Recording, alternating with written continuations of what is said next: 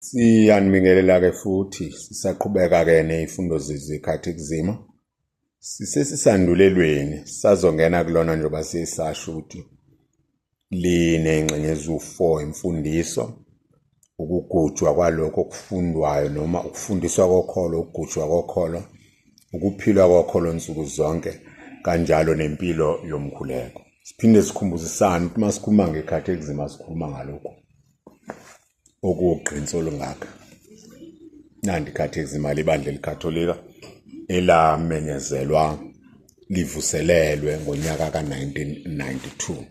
Sesilaphi-ke manje sesisebhayibhelini.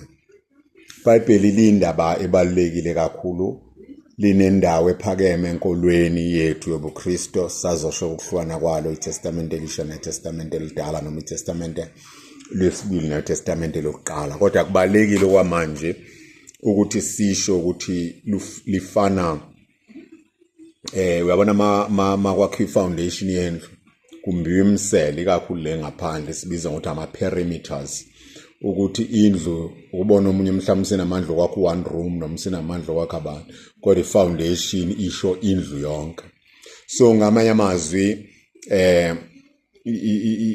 iBhayibheli lilo mngcele perimeter yokholo, imfundiso yokholo lobuKristo, yokukhonza kobuKristo, yempilo yobuKristo, yomkhuleko yobuKristo. Ngamanye amazwi, it is that beyond which a Christian cannot go and that within which a Christian should be.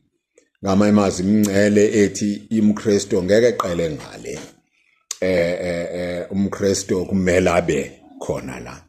Masingalibeka ngenye indlela sithi it is the word of God, Christ alphabetized. Kubalekile ke lolo, the word of God, izwi likaNkulunkulu uKristu. iBhayibheli is that word alphabetized, yilelo gama lilotshiwe. So njengoba ekuthathathweni kaJesu izwi liba inyama esiswini sikaMaria, uMaria wagcwala umoya ocwebileyo, kanjalo izwi malibhalwa alphabetized, ababhali, abadidiyeli nabahleli nabo babegcwele umoya ocwebileyo. So laba bahleli, babhali, badidiyeli babegcwele umoya ocwebileyo ngokwesikhathi sabo. Ingakho ke kumele uze uqonde kahle iBhayibheli. Ilawa mazwi nje sasiwazi kusonto sikole ayisho ubani lamazwi, ewasho kubani, kwenze njani. So kumele uthole ukuthi umbhali wayenenhlosoni, uthole futhi isimo saleso sikhathi, amasiko, umlando, indlela zokubhala, indlela zokuphila, njalo njalo. Correct context. So the scriptural text goes with the context.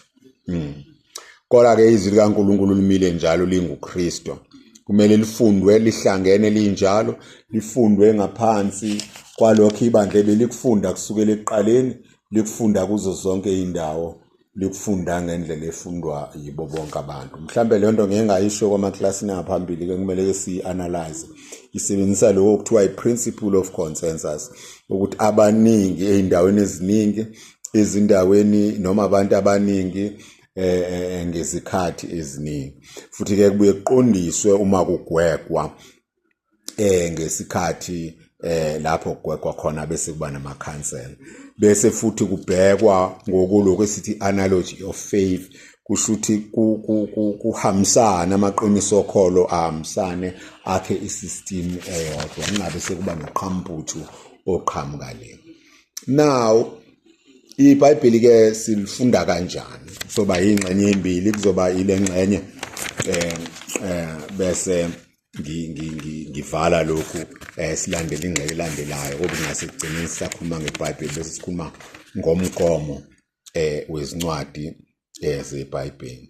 So ama-meaning akhona eBhayibhelini njengomthetho, abafunda umthetho kwalo bazoyi-understanda lento. Khona lokho kuthiwa i-literal sense, you are taking things literally, uthatha njengoba amagama ebhaliwe. Then bese bakhona i-spiritual sense, you take ispirit sayo, umoya wayo, kwalokho kuthiwa i-letter of the law, the principle of the law. Actually, the law took it from scripture. It's not the other way around. They learn this science or philosophy from scripture. So literally sithini, ubhala ukuthini, amazwi athini, i-context ithini. Yilokho abazothi mase bekutemela bathi exegesis. Lapho ubheka ukuthi ubani wabhala lamazwi, ewabhalela abani, kwenze njani, kwakuyisiphi isikhathi, kwabhala ayekhulunywe ubani before engakabhalwa, ayeseyabhalwa ubani, ahlaziwa didiyelwe ubani, agcina ehlelwe ubani, ebhalele ubani, isimo sangaleso sikhathi sasinjani, and so forth and so forth. Umsebenzi onzima kakhulu. Kodwa ke yiloko ke kuthiwa lithini lona ngokwalo. And yasishaya kabaningi lento ngoba simane siye ngokuthi sithi lithina lithini, singalinikanga ukuthi lona lithini ngokwalo.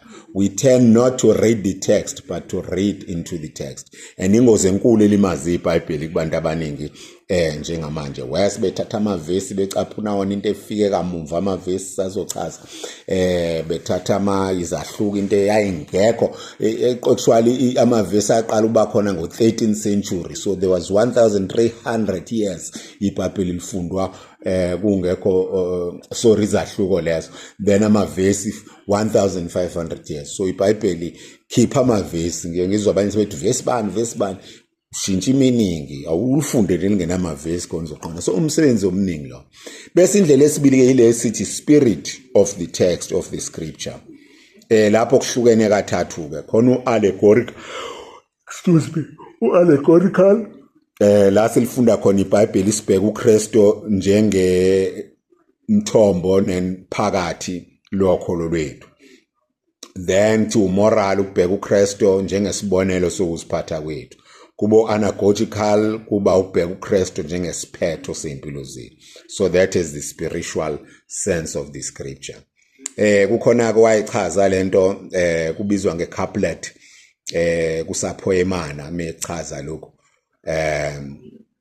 Uthi letter speaks to the deeds, the allegory speaking to faith, the moral on how to act, analogy on our destiny. Amazwi asho okwenzeka.